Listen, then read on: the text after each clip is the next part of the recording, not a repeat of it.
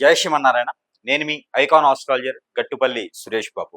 అయితే మనకి ఈ 2025 సంవత్సరం వచ్చిన తర్వాత ద్వాదశ రాశుల వారందరికీ కూడా శుభప్రదంగానే మొదలవుతుంది. అయితే దినదిన అభివృద్ధిలాగా ప్రతి మాసానికి ఎట్లయితే మనకి అభివృద్ధి అవుతుందో అదే విధంగా మనకి అతిపెద్ద గ్రహాలైనటువంటి శని భగవానుడు కావచ్చు, రాహువు, కేతువు, గురువు ఇలాంటి అతిపెద్ద గ్రహాలన్నిటి కూడా మారిపోవడం, ద్వాదశ రాశుల వారికి అందరికీ కూడా ఉపయోగపడేలాగా ఉండడం, అందులో 12 రాసుల వారికి కూడా బాగుండడం. అందులో ముఖ్యంగా మరొకటి మనకి ఇటీవల కాలంలోనే గ్రహాలు 2 వచ్చాయి.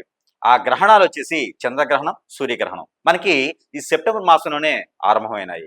సెప్టెంబర్ 21వ తారీఖున వచ్చినటువంటి చంద్రగ్రహణం, అలానే సెప్టెంబర్ 21వ తారీఖున వచ్చినటువంటి సూర్యగ్రహణం. ఈ గ్రహణాల సందర్భంగా అందరూ కూడా భయభ్రాంతులు అయ్యేలాగా కొంతమందికి అనిపిస్తూ ఉంది. ఇలాగా ఏ రాశి వారికి ఎలా ఉండబోతుంది, అలానే ఈ గ్రహణాల అనంతరం కూడా మనకి వచ్చేసి అక్టోబర్ మాసం వస్తుంది.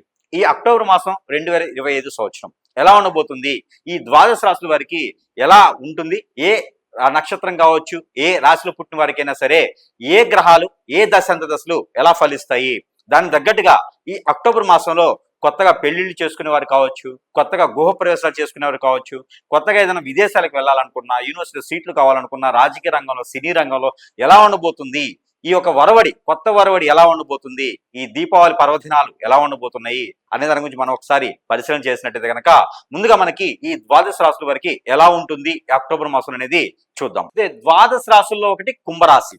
ఈ కుంభరాశి వారికి అందరూ కూడా కుంభరాశి అనగానే ఏంటంటే కష్టపడే తత్వం ఎక్కువ ఉంటుంది, ఆలోచించుకునే తత్వం ఎక్కువ ఉంటుంది, దగ్గర చేసుకునే తత్వం ఎక్కువ ఉంటుంది. అలానే కుంభరాశి వారికి కష్టపడటమే కాదు, ఎదుటి వాళ్ళ కష్టం కూడా తెలిసిన వాళ్ళే ఉంటారు. అలానే మనం ఏదైనా మాట ఇచ్చామంటే మాట తప్పకుండా ఉండేటువంటి వారిలో ఒకళ్ళు కుంభరాశి వారు. అలానే ఇచ్చిన మాట నిలబెట్టుకునేటువంటి స్థాయిలో ఉండేటువంటి వారు కూడా కుంభరాశి వారే. ఏదైనా సరే చేయాలి అనుకుంటే మనస్ఫూర్తిగా చేసేటువంటి వాళ్ళు కుంభరాశి వారే. అంటే అన్ని రాశుల వారు చేస్తారు, ఎక్కువ శాతం కుంభరాశిలో ఉంటారు. కాబట్టి ఈ కుంభరాశి వారికి అక్టోబర్ మాసం ఎలా ఉండబోతుంది అంటే కనుక ఖచ్చితంగా బాగుంటుంది అని చెప్పొచ్చు. గ్రహాలన్నీ సానుకూలంగా ఉన్నాయి. అయితే కుంభరాశిలో ఉన్నటువంటి రాహు గ్రతము, అలానే 2వ స్థానంలో ఉన్నటువంటి శని, అలానే 4వ స్థానంలో ఉన్నటువంటి గురువు, 7వ స్థానంలో ఉన్నటువంటి కుజుడు, బుధుడితో కూడినటువంటి కుజుడు ఎవరైతే ఉన్నారో ఈ గ్రహాలన్నీ కూడా సానుకూలంగా మారేసి కష్టపడేటువంటి తత్వంతో ఉన్నటువంటి కుంభరాశి వాళ్ళందరికీ కూడా అదృష్టాన్ని ఇచ్చేటువంటిగా ఉంటుంది ఈ అక్టోబర్ మాసం. ఎప్పటి నుంచి? ఈ అక్టోబర్ మాసంలో 22వ తారీఖు నుంచి అదృష్టం అనేది ఉంటుంది. కాబట్టి ఆ రకమైన ప్రయత్నం చేసుకోవాలి.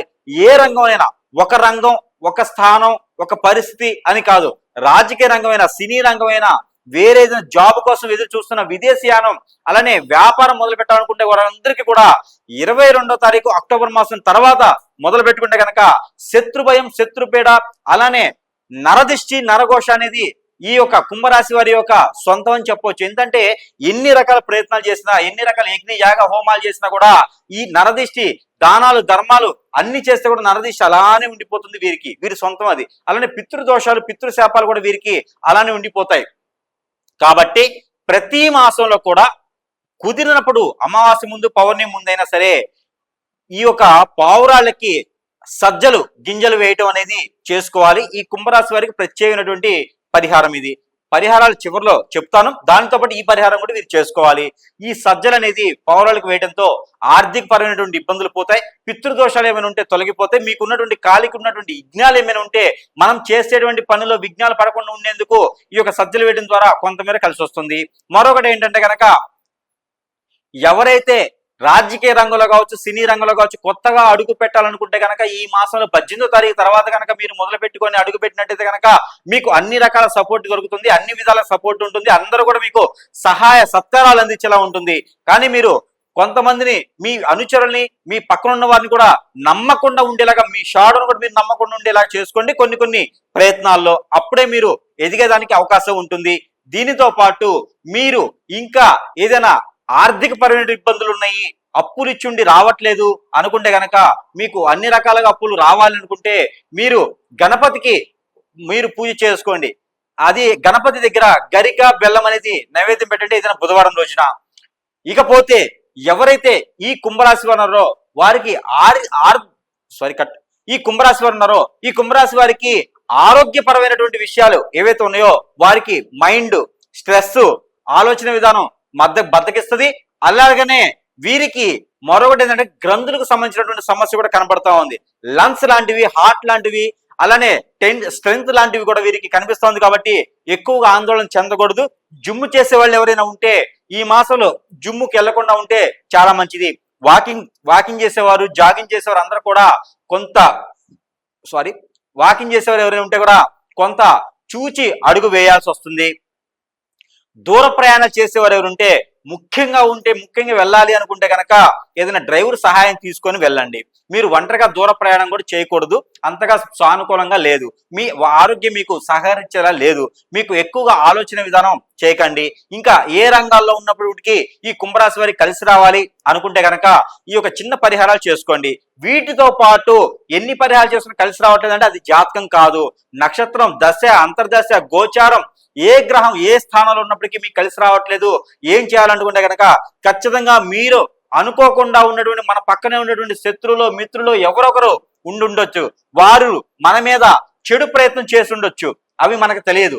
గురువు గారికి మాత్రమే తెలుస్తుంది. కాబట్టి మీలో చిరాకు, ఆందోళన, కోపం రావటం ఇలాంటి సిమ్టమ్ ఏమైనా ఉందా అవేమైనా ఆలోచించుకొని, ఏ కార్యక్రమం అనుకున్న ముందుకు వెళ్ళట్లేదా అవేమైనా ఆలోచించుకొని ఒక్కసారి గురువుని సంప్రదించండి. మీ సమీప దూరంలో ఉంటే కనుక వారు మీకు పరిహార మార్గాలు చూపిస్తారు. మీరు అనుకూలమైనటువంటి స్థానానికి చేరుకునేలాగా మార్గం వెతుకుతండి. అలానే ఇంకా మీకు పరిష్కార మార్గాలకి ఈ చిన్న పరిహారాలు చేసుకొని అదృష్టవంతులు అవ్వండి. అయితే మనకి ఇప్పుడు మనం చూసిన దాని ప్రకారంగా చేసినట్టయితే కనుక దేవుని అనుగ్రహం కూడా మనకి చాలా ముఖ్యమైనటువంటి ఘట్టం. అయితే మనకి ఈ రాశి వారు కనుక ఖచ్చితంగా ఈ పరిహారం చేసుకుంటే మీకున్నటువంటి ఏదైతే విదేశాలను అనుకున్నామో, ఏదైతే కనుక మీకు ఇచ్చిన డబ్బు తిరిగి రావట్లేదు అనుకుంటారో, పిల్లలకి పెళ్లిళ్ళు అవ్వట్లేదని బాధతో ఉన్నారో, వీరందరూ కూడా ఈ రకమైనటువంటి పరిహారం చేసుకోవడం వలన ఖచ్చితంగా మీకు అనుకున్నటువంటి కోరికలు నెరవేలా ఉంటుంది. కాబట్టి మీకు ఈ యొక్క పరిహారం, అయితే ఈ పరిహారం ఏంటంటే కనుక ఎక్కడైనా సరే మీకు సమీప దూరంలో నాగపడిగలు కానీ, లేదా సుబ్రహ్మణ్య స్వామి వారి ఆలయం కానీ, లేదంటే కనుక కుమారస్వామి ఆలయం కానీ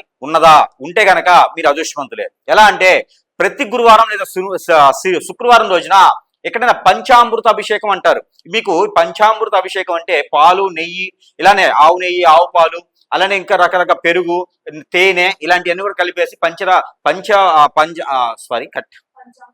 పంచామృత అభిషేకాలు అంటారన్నమాట.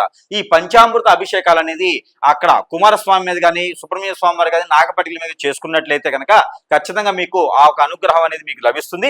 ఏదైనా సరే వారికి బట్టలు కూడా సమర్పించవచ్చు. వైట్ గా ఉండేటువంటివి, బిస్కెట్ కలర్ లో ఉన్నటువంటివి 2 తువ్వాలు కావాలి, లేకపోతే కండువ కావచ్చు, ఇలాంటివి 2 రకాల వస్తువులతో ఉన్నటువంటి తాంబూల నైవేద్యంతో పాటు ఆ స్వామి వారికి సమర్పిస్తే కూడా మీకున్నటువంటి కోరికలన్నీ కూడా నెరవేలా ఉంటుంది. కాబట్టి ఈ రకమైన ప్రయత్నం చేయొచ్చు. మరొకటి ఏంటంటే కనుక ఇది మీకు సమీప దూరంలో ఎక్కడైనా లేవు అనుకుంటే కనుక మీరు ఒక చిన్న దానం చేయండి. ఎక్కడైనా స్వామివారు అయ్యవారు ఉంటే కనుక అర్చకుల వారికి ఎవరికైనా సరే దానం ఇవ్వచ్చు, పంతులు గారికి ఎవరికైనా సరే దానం ఇవ్వచ్చు. దానం ఇచ్చినప్పుడు కాలికి నమస్కారం అనేది చేయకూడదు.